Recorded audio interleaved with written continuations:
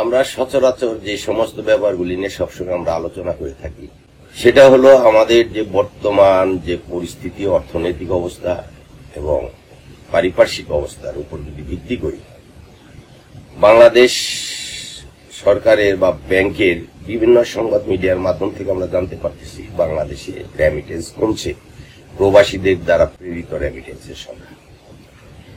কি কারণে কমছে, কেন কমছে জানি না।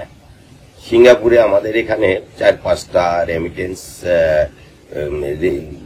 এক্সচেঞ্জ, মানি এক্সচেঞ্জার আছে যেগুলি বাংলাদেশের সাথে সম্পৃক্ত। তার মধ্যে অগ্রণী exchange, prime exchange, NBL exchange, national ইসলামী ব্যাংক এক্সচেঞ্জ।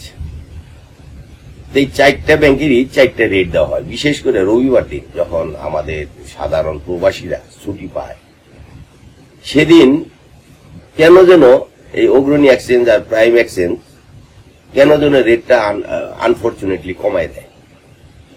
সারাদিন ক্লান্তির শেষে শ্রমিকরা ছুটির দিন একটু কষ্ট করে অনেক দূরে $5-10 খরচ করে আসে, তারা একটু যদি ভালো সুবিধা পায় তাহলে কিন্তু টাকা পাঠাইতে পারে। কিন্তু ওয়েস্টার্ন ইউনিয়ন ব্যাংক যেটা, সেটা ভালো রেট দেয়, ইসলামিক ব্যাংকেও ভালো রেট দেয়, কিন্তু এনবিএলও ভালো রেট দেয়। কিন্তু অগ্রণী এক্সচেঞ্জ এবং প্রাইম এক্সচেঞ্জ এই 2টা ব্যাংকই সবচেয়ে কম মূল্য দেয়, যার কারণে এখন অগ্রণী এবং প্রাইম এক্সচেঞ্জে কোনো গ্রাহক যায় বলে আমার মনে হয় না। 2-1 যাইতে পারে, হয়তো 5-10%। কিন্তু সবচেয়ে বর্তমানে কাস্টমার যারা টাকা পাঠাচ্ছে যেগুলির মধ্যে ইসলামী ব্যাংক, তার মধ্যে প্রথম আছে ওয়েস্টার্ন ইউনিয়ন, সেকেন্ড আছে এনবিএল, থার্ড আছে ইসলামী ব্যাংক। তা আপনারা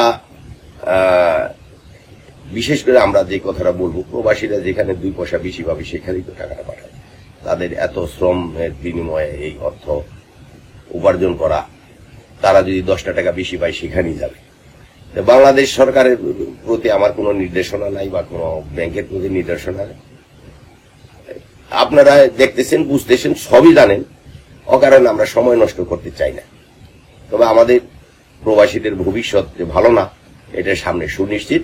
আমরা কেউ টাকা পাঠায় নিশ্চয়তা পাচ্ছি না যে টাকাগুলি আমরা তুলতে পারবো, আমার পরিবার তুলতে পারবে, বা আমরা ভবিষ্যতে আমরা কোনোদিন এই টাকাগুলি কাজে লাগাইতে পারবো। যার কারণে অস্থিরতার মধ্যে আমাদের প্রবাসীরা এখন প্রয়োজনের বাইরে বেশি কোনো টাকা পরিবারের কাছে পাঠানো হচ্ছে না, বা সম্পত্তি বা জায়গা জমিন কেনার জন্য সেটা করা হচ্ছে না। এই হলো রেমিটেন্স কমার পিছনে একটা যৌক্তিক। আর বিদেশে যারা আমরা আছি, আমাদের কোনো বেতন ভাতা এগুলি কিছু বাড়তেছে না, বা কোম্পানির তরফ থেকে আমাদের রেটও বাড়তেছে না। কারণ এখানকার ডলার আগে যা ছিল তাই আছে, বাংলাদেশে ভ্যালু বাইরে গেছে। আমরা আগে যে টাকা ডলার দিয়ে 10,000 টাকা পাইতাম, এখন সেই টাকা দিয়ে আমরা 15,000 টাকা পাই। তারপরও আমাদের ফ্যামিলিতে সমস্যা, যেহেতু আমাদের টাকার রেট বাইরেও আমাদের কোনো সুবিধা হয় না। আসসালামু আলাইকুম।